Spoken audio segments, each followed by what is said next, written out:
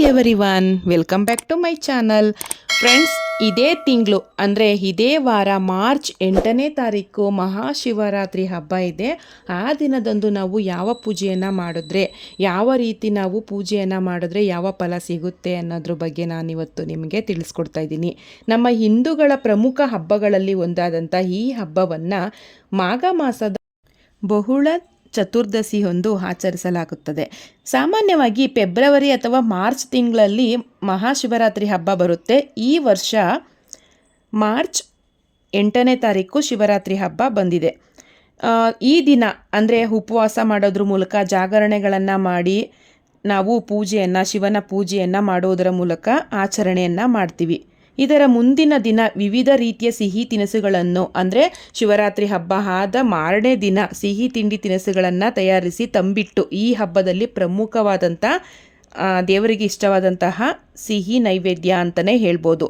ಶಿವರಾತ್ರಿಯ ದಿನ ರಾತ್ರಿ ಪೂಜೆಯೇ ವಿಶೇಷ. ಯಾವಾಗಲೂ ನಾವು ಹಬ್ಬ ಅಂದಮೇಲೆ ಹಗಲು ಟೈಮು ನಾವು ಪೂಜೆಯನ್ನು ಮಾಡ್ತೀವಿ, ಆದರೆ ಶಿವರಾತ್ರಿ ದಿನ ರಾತ್ರಿ ಹೊತ್ತು ನಾವು ಪೂಜೆ ಭಜನೆಯನ್ನು ನಡೆಸ್ತೀವಿ. ರಾತ್ರಿ ಅಂದರೆ ಕತ್ತಲು ಅಂದರೆ ಅಜ್ಞಾನವನ್ನು ಕಳೆದು ಸುಜ್ಞಾನ ಬೆಳಗಿಸು ಎಂದು ಆ ಶಿವನನ್ನು ಬೇಡುವ ಶುಭ ದಿನವೇ ಆ ಶಿವರಾತ್ರಿ. ಶಿವನಿಗೆ ಅತೀ ಶ್ರೇಷ್ಠವಾಗಿರುವ ಬಿಲ್ಪತ್ರೆಯನ್ನು ಅರ್ಪಿಸುವುದರ ಜೊತೆಗೆ ನಾವು ಕೆಲವೊಂದು ವಸ್ತುಗಳನ್ನು ದೇವರಿಗೆ ಇಟ್ಟು ನಾವು ಪೂಜೆಯನ್ನು ಮಾಡಿದ್ರೆ ದೇವರ ಕೃಪೆಗೆ ನಾವು ಒಳಗಾಗ್ತೀವಿ. ಸೊ ಇವಾಗ ನಾವು ದೇವ್ರ ಹತ್ರ ಕೇಳ್ಕೋಬೇಕಾದ್ರೆ ನಮ್ಮ ಕಷ್ಟಗಳನ್ನೆಲ್ಲ ನಾವು ದೇವ್ರ ಹತ್ರ ಕೇಳ್ಕೊತೀವಿ. ಇಂಥ ಕಷ್ಟ ಇದೆ, ನನಗೆ ಪರಿಹಾರ ಮಾಡೋ ದೇವ್ರೆ ಅಂತ ಕೇಳ್ಕೊತೀವಲ್ವಾ. ಈಗ ಹಬ್ಬ ಮಾಡಬೇಕಾದ್ರೂ ನಾವು ಶಿವನಲ್ಲಿ ನಮ್ಮ ಕಷ್ಟಗಳನ್ನು ಶಿವನ ಮುಂದೆ ಇಡ್ತೀವಿ ನಮಸ್ಕಾರ ಮಾಡಬೇಕಾದ್ರೆ. ಹಾಗಾದರೆ ನಾನಿವತ್ತು ಕೆಲವೊಂದು ವಸ್ತುವನ್ನು ದೇವ್ರ ಹತ್ರ ಇಟ್ಟು ನಾವು ಪೂಜೆ ಮಾಡೋದ್ರಿಂದ ನಮ್ಮ ಕಷ್ಟಗಳನ್ನು ಪರಿಹಾರ ಮಾಡ್ಕೋಬೋದು ಅನ್ನೋದು ಒಂದು ಸಜೆಷನ್ನ ನಾನಿವತ್ತು ನಿಮಗೆ ತಿಳಿಸ್ಕೊಡ್ತಾ ಇದ್ದೀನಿ. ಮೇಯ್ನ್ ಸಜೆಷನ್ ಅಂದರೆ ಯಾರಿಗೆ ಮಕ್ಕಳಾಗಲಿಲ್ವೋ, ಯಾರಿಗೆ ಆರ್ಥಿಕವಾಗಿ ಸಮಸ್ಯೆ ಆಗಿದೆಯೋ, ನಾನು ಹೇಳುವಂತಹ ಒಂದು ಪರಿಹಾರವನ್ನು ನೀವು ಮಾಡಿಕೊಂಡ್ರೆ ಖಂಡಿತವಾಗ್ಲೂ ಕೂಡ ಆ ಸಮಸ್ಯೆಯಿಂದ ನೀವು ಹೊರಗಡೆ ಬರ್ಬೋದು ಅಂತ ಹೇಳಿ ನಾನು ಆ ಪರಿಹಾರ ಏನು ಅಂತ ನಾನಿವತ್ತು ನಿಮಗೆ ತಿಳಿಸ್ಕೊಡ್ತಾ ಇದ್ದೀನಿ. ಅದಕ್ಕಿಂತ ಮೊದಲು ನೀವು ದೇವರಿಗೆ ಅಂದರೆ ಇವಾಗ ಲಿಂಗಾಯಿತರು ಮಾಡ್ತಾರೆ, ಹಬ್ಬದ ದಿನ ಜಪ ಎಲ್ಲನೂ ಮಾಡಿ ಮಾರನೇ ದಿನ ನೈವೇದ್ಯಗಳನ್ನೆಲ್ಲ ಮಾಡಿ ಗಂಗಾ ಸ್ನಾನವನ್ನು ಮಾಡಿ ನೈವೇದ್ಯವನ್ನು ಮಾಡಿ ಪೂಜೆಯನ್ನು ಸಲ್ಲಿಸ್ತಾರೆ. ಆದರೆ ಅದರ್ಸ್ ನಾವು ಹಬ್ಬದ ದಿನವೇ ನೈವೇದ್ಯಗಳನ್ನು ಮಾಡಿ ದೇವರಿಗೆ ಪೂಜೆ ಮಾಡಿ ದೇವರಿಗೆ ಆ ನೈವೇದ್ಯವನ್ನು ಅರ್ಪಿಸಿ ದೇವರಲ್ಲಿ ನಮ್ಮ ಕಷ್ಟಗಳನ್ನು ಹೇಳ್ಕೊಂಡು ಈ ಕಷ್ಟಗಳನ್ನು ಪರಿಹಾರ ಮಾಡೋ ದೇವರೇ ಅಂತ ಕೇಳ್ಕೊತೀವಿ. ಮೊದಲು ನೀವು ದೇವರಿಗೆ ಇಷ್ಟವಾಗಿರುವಂತಹ ತಂಬಿಟ್ಟನ್ನು ಮಾಡಿ ಒಂದು 5 ಮಾಡಿದ್ರೆ ಸಾಕು, ಸಣ್ಣ ಸಣ್ಣ ಉಂಡೆಗಳನ್ನ, ಮತ್ತು ಪಂಚಾಮೃತ ನೈವೇದ್ಯ, ಸಿಹಿ ಅವಲಕ್ಕಿ, ಕೋಸಂಬರಿ, ರಸಾಯನ, ಗೊಜ್ಜವಲಕ್ಕಿ ಇನ್ನೂ ಮುಂತಾದ ಆಹಾರಗಳನ್ನು ದೇವರಿಗೆ ನಾವು ಅರ್ಪಿಸ್ತೀವಿ. ಆ ದಿನ ನಾವು ಅನ್ನವನ್ನು ತಿನ್ನಬಾರ್ದು ಅನ್ನೋದೊಂದು ಪ್ರತೀತಿನೂ ಕೂಡ ಇದೆ. ಸೊ ಹಾಗಾಗಿ ನಾವು ಅವತ್ತು ಅನ್ನವನ್ನು ತಿನ್ನೋದಿಲ್ಲ. ಉಪವಾಸ ಮಾಡೋದ್ರ ಮೂಲಕ ನೈಟು ದೇವಸ್ಥಾನದ ಹತ್ರ ಕೊಡುವಂಥ ಪ್ರಸಾದವನ್ನು ತಿಂದು ನಾವು ಉಪವಾಸವನ್ನು ಬಿಡ್ತೀವಿ. ಸೊ ಇವತ್ತು ನಾನು ನಿಮಗೆ ₹1 ಖರ್ಚಿಲ್ದಂಗೆ ಆ ವಸ್ತುಗಳನ್ನು ಇಟ್ಟು ದೇವರ ಕೃಪೆಗೆ ಯಾವ ರೀತಿ ಒಳಗಾಗೋದು ಅನ್ನೋದನ್ನು ನಾನು ಇವತ್ತು ನಿಮಗೆ ತಿಳಿಸ್ಕೊಡ್ತಾ ಇದ್ದೀನಿ. ಸೊ ನೀವು ಇಲ್ಲಿ ಪಿಕ್ಚರಲ್ಲಿ ನೋಡ್ತಾ ಇರ್ಬೋದು, ಕೆಲವೊಂದು ಸೊಪ್ಪುಗಳನ್ನು ನೋಡ್ತಾ ಇದ್ದೀರಾ ಅಂತ ಅನಿಸುತ್ತೆ. ಇಲ್ಲಿ ನಾನು ನಿಮಗೆ ತೋರಿಸ್ತಾ ಇದ್ದೀನಿ. ಮೊದಲನೇದಾಗಿ ಬೇವಿನ ಸೊಪ್ಪು ಆರೋಗ್ಯವನ್ನು ಸೂಚಿಸುತ್ತೆ. ಹಾಗಾಗಿ ಒಂದು ತಟ್ಟೆಯಲ್ಲಿ ಬೇವಿನ ಸೊಪ್ಪನ್ನು ಇಟ್ಕೊಳ್ಳಿ. ನಂತರ ಅರಳಿ ಸೊಪ್ಪು ಆಯಸ್ಸು ಮತ್ತು ಸಂತಾನ ಅಭಿವೃದ್ಧಿಯನ್ನು ಸೂಚಿಸುತ್ತೆ. ನಂತರ ಮಾವಿನ ಸೊಪ್ಪು ಅಂದರೆ ನಿಮಗೆ ಗೊತ್ತಿರ್ಬೋದು, ಶುಭದ ಸಂಕೇತ. ಏನಪ್ಪ ಅಂದರೆ ನಾವು ಯಾವುದೇ ಒಂದು ಒಳ್ಳೆ ಕಾರ್ಯವನ್ನು ಮನೇಲಿ ಮಾಡಬೇಕಾದ್ರೆ, ಹಬ್ಬಗಳನ್ನು ಮಾಡಬೇಕಾದ್ರೆ ಮಾವಿನ ತೋರಣವನ್ನು ಕಟ್ತೀವಿ, ಪಾಸಿಟಿವ್ ವೈಬ್ಸ್ ನಮ್ಮ ಮನೆ ಒಳಗಡೆ ಬರಲಿ ಅಂತ ಹೇಳಿ. ಸೊ ಹಾಗಾಗಿ ಮಾವಿನ ಸೊಪ್ಪನ್ನು ಸಹ ಅಂದರೆ ಒಂದು 2 ಕಡ್ಡಿ ಸಾಕು. ನೆಕ್ಸ್ಟು ಬನ್ನಿ ಮರ ಇದು ನಮಗೆ ಆರ್ಥಿಕ ಅಭಿವೃದ್ಧಿಯನ್ನು ಸೂಚಿಸುತ್ತೆ. ಹಾಗಾಗಿ ಬನ್ನಿ ಸೊಪ್ಪನ್ನು ಸಹ ಆ ತಟ್ಟೆ ಒಳಗಡೆ ಇಟ್ಕೊಳ್ಳಿ. ನೆಕ್ಸ್ಟು ಎಕ್ಕದ ಎಲೆ ಶಿವನ ಪುತ್ರನನ್ನು ಸೂಚಿಸುತ್ತೆ. ನಾವು ಯಾವುದೇ ಒಂದು ಪೂಜೆಯನ್ನು ಮಾಡಬೇಕಾದ್ರೆ ಮೊದಲು ಗಣಪತಿಯನ್ನು ಪೂಜೆ ಮಾಡಬೇಕು. ಗಣಪತಿಯನ್ನು ಬಿಟ್ಟು ನಾವು ಬೇರೆ ಪೂಜೆಯನ್ನು ಮಾಡಬಾರ್ದು ಅನ್ನೋದು ಒಂದು ಶಾಸ್ತ್ರದಲ್ಲಿ ಇದೆ.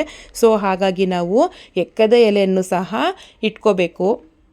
ನಂತರ ಬಿಲ್ವಪತ್ರೆ ಸೊಪ್ಪು ಶಿವನಿಗೆ ಪ್ರಿಯವಾದದ್ದು ಅಂತಲೇ ಹೇಳ್ಬೋದು. ಶಿವನಿಗೆ ಪ್ರಿಯವಾದ ಬಿಲ್ವಪತ್ರೆಯನ್ನು ಇಟ್ದೇ ನೀವು ಪೂಜೆ ಮಾಡಿದ್ರೆ ಅದು ಪೂರ್ಣ ಆಗಲ್ಲ, ಅದು ಅಪೂರ್ಣ ಆಗುತ್ತೆ. ನೆಕ್ಸ್ಟು ಆಲದ ಸೊಪ್ಪನ್ನು ಇಡಬೇಕು. ಈ ಸೊಪ್ಪು ನಮಗೆ ಆಯಸ್ಸನ್ನು ಸೂಚಿಸುತ್ತೆ. ಸೊ ಹಾಗಾಗಿ ನಾವು ಫೈನಲಾಗಿ ಟೋಟಲಾಗಿ ಏನು ಕೇಳ್ಕೊತೀವಿ ದೇವ್ರ ಹತ್ರ, ಆಯಸ್ಸು, ಆರೋಗ್ಯ, ಐಶ್ವರ್ಯ ಇಷ್ಟನ್ನು ನಾವು ಕೇಳ್ಕೊತೀವಲ್ವ. ಆಯಸ್ಸು, ಆರೋಗ್ಯ, ಐಶ್ವರ್ಯ ಇದ್ದರೆ ನಾವೆಲ್ಲರೂ ಕೂಡ ಸಂತೃಪ್ತಿಯಿಂದ ಇರ್ತೀವಿ. ಯಾವುದೇ ಕಷ್ಟಗಳನ್ನು ಕೊಡಬೇಡ ದೇವ್ರೆ ಅಂತ ಕೇಳ್ಕೊತೀವಲ್ವ. ನೆಕ್ಸ್ಟು ದಾಳಿಂಬೆ ನಮಗೆ ಲಕ್ಷ್ಮಿಯನ್ನು ಸೂಚಿಸುತ್ತೆ. ಹಾಗಾಗಿ ನೀವು ಒಂದು 2 ಕಡ್ಡಿ ದಾಳಿಂಬೆ ಸೊಪ್ಪನ್ನು ಇಟ್ಕೊಳ್ಳಿ. ಈಗ ಮನೆಯಲ್ಲಿ ಶಿವನ ವಿಗ್ರಹ ಇಲ್ಲ ಅನ್ನೋರು ನಿಮಗೆ ಒಂದು ಉಪಾಯವನ್ನು ಹೇಳ್ತೀನಿ.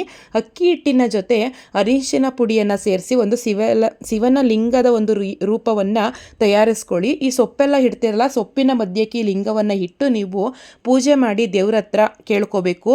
ನೀವೇನು ದೇವರಿಗೆ ನೈವೇದ್ಯವನ್ನು ಮಾಡ್ತೀರಿ, ನೀವು ಪಂಚ ನೈವೇದ್ಯವನ್ನು ಮಾಡದೇ ಇದ್ರೂ ಪರವಾಗಿಲ್ಲ, ತಂಬಿಟ್ಟಾದರೂ ಮಾಡಿ ದೇವರ ಮುಂದೆ ಇಟ್ಟು ನೀವು ಪೂಜೆ ಮಾಡ್ಬೋದು. ಸೊ ನಾನು ಹೇಳಿದಂಥ ಸೊಪ್ಪುಗಳನ್ನೆಲ್ಲ ನೀವು ಒಂದು ತಟ್ಟೆ ಒಳಗಡೆ ನೀಟಾಗಿ ಇಟ್ಟು ಅದ್ರ ಮಧ್ಯದಲ್ಲಿ ನಾವು ಶಿವನ ರೂಪವನ್ನು ಮಾಡ್ಕೊಂಡಿರ್ತೇವಲ್ಲ, ಅಕ್ಕಿ ಹಿಟ್ಟು ಮತ್ತು ಅರಿಶಿನದಲ್ಲಿ ಅದನ್ನು ಇಟ್ಟು ಅರಿಶಿನ ಕುಂಕುಮ ಎಲ್ಲ ಹಚ್ಚಿ ದೇವರಿಗೆ ಪೂಜೆ ಮಾಡೋದ್ರ ಮೂಲಕ ನಮಗೆ ಏನು ಕಷ್ಟ ಇದೆ ಅದನ್ನು ದೇವ್ರ ಹತ್ರ ಕೇಳಿಕೊಂಡು ಪೂಜೆ ಮಾಡೋದ್ರಿಂದ ನಿಮ್ಮ ಕಷ್ಟಗಳು ಪರಿಹಾರ ಆಗುತ್ತೆ ಅಂತ ನಾನಿವತ್ತು ನಿಮಗೆ ತಿಳಿಸ್ಕೊಡ್ತಾ ಇದ್ದೀನಿ. ಈ ದಿನ ಅಂದರೆ ಶಿವರಾತ್ರಿ ಹಬ್ಬದ ದಿನದಂದು ನೀವು ಉಪವಾಸ ಮಾಡಿ ದೇವಸ್ಥಾನಕ್ಕೆ ಹೋಗಿ ಅಲ್ಲಿ ಉಪವಾಸವನ್ನು ಬಿಟ್ಟು ಅಲ್ಲಿ ಕೊಡುವಂಥ ಪ್ರಸಾದವನ್ನು ನೀವು ತಗೊಂಡು ಬಂದು ತಿನ್ನೋದ್ರಿಂದ ನಮಗೇನೇ ಕಷ್ಟ ಇದ್ದರೂ ಆ ದಿನ ಪರಿಹಾರ ಆಗುತ್ತೆ. ಮತ್ತು ಇನ್ನೇನಾದರೂ ಪ್ರಾಬ್ಲಮ್ಗಳಿದ್ರೆ ಅಂದರೆ ಏನಾದರೂ ಹರಕೆಗಳಿದ್ದರೆ ದೇವರಿಗೆ ಆ ದಿನ ವಸ್ತ್ರಗಳನ್ನು ದೇವರಿಗೆ ಅರ್ಪಿಸೋದ್ರಿಂದ ವಸ್ತ್ರ ಅಂತ ಸಿಗುತ್ತೆ, ಅದನ್ನು ನೀವು ದೇವರಿಗೆ ಅರ್ಪಿಸ್ಬೋದು. ಮತ್ತು ಬಿಲ್ವ ಪತ್ರೆಯನ್ನು ಅರ್ಪಿಸ್ಬೋದು,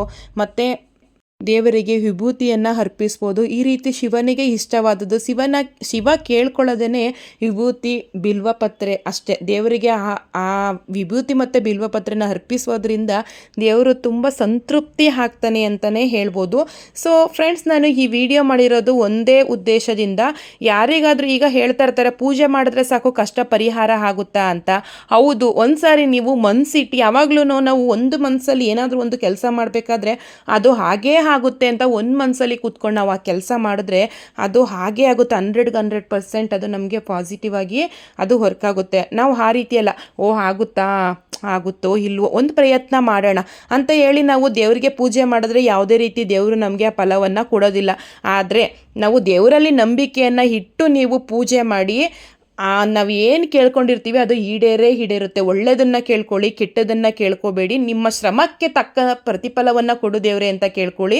ಆಗ ದೇವರು ನಮಗೆ ನಾವು ಕೇಳ್ಕೊಂಡಿದ್ದಂತನ್ನು ಈಡೇರಿಸ್ತಾನೆ ಅಂತ ಹೇಳಿ ನಾನು ಈ ವಿಡಿಯೋನ ಮುಗಿಸ್ತಾ ಇದ್ದೀನಿ. ಸೊ ನೀವು ಇಲ್ಲಿ ನಾನು ಒಂದು ಮಂತ್ರವನ್ನು ಕೊಟ್ಟಿದ್ದೀನಿ. ನೀವು ಶಿವರಾತ್ರಿ ಹಬ್ಬದ ದಿನ ಈ ಮಂತ್ರವನ್ನು ಹೇಳೋದ್ರ ಮೂಲಕ ಶಿವನ ಕೃಪೆಗೆ ನಾವು ಪಾತ್ರರಾಗ್ಬೋದು ಅಂತ ಹೇಳ್ತೀನಿ. ಮತ್ತು ಈ ಮಂತ್ರವನ್ನು ಹೇಳೋದಕ್ಕಾಗಿಲ್ಲ ಅಂತಂದ್ರೂ ಓಂ ನಮಃ ಶಿವಾಯ ಅಂತನೋ ಬೆಳಗ್ಗೆಯಿಂದ ಸಂಜೆ ತನಕನೂ ಹೇಳ್ತಾ, ಯಾರಿಗೆ ಜಾಗರಣೆ ಮಾಡೋದಕ್ಕಾಗಿಲ್ವೋ ಅಟ್ಲೀಸ್ಟ್ ರಾತ್ರಿ 10:30 ತನಕನಾದ್ರೂ ಶಿವನ ಜಾಗರಣೆ ಮಾಡಿಕೊಂಡು, ಅಂದರೆ ಕೂತ್ಕೊಂಡು ಒಂದು ಕಡೆ ಜಾಗರಣೆ ಮಾಡೋದಂತಲ್ಲ, ನಾವು ಕೆಲಸ ಮಾಡ್ಕೊಂಡೆ ನಾವು ಶಿವನನ್ನು ನೆನೆಸ್ಕೋಬೋದು. ಶಿವ ಏನು ಒಂದು ಕಡೆ ಕೂತ್ಕೊಂಡು ದೇವರು ನೀವು ಜಪ ಮಾಡಿ ಅಂತ ಕೇಳ್ಕೊಂಡಿಲ್ಲ, ನಾವು ಮಾಡುವಂಥ ಕೆಲಸದಲ್ಲೇ ನನ್ನನ್ನು ಕಾಣಿ ಎಂದು ಶಿವನೇ ಹೇಳಿದ್ದಾರೆ. ಸೊ ಹಾಗಾಗಿ ಎಲ್ಲರೂ ಕೂಡ ಮಹಾಶಿವರಾತ್ರಿ ಹಬ್ಬನ ತುಂಬ ಚೆನ್ನಾಗಿ ಆಚರಣೆ ಮಾಡಿ ಶಿವನ ಕೃಪೆಗೆ ಪಾತ್ರರಾಗಿ ಅಂತ ಹೇಳ್ತಾ ನಾನು ಈ ವಿಡಿಯೋವನ್ನು ಮಾಡ್ತಾ ಇದ್ದೀನಿ.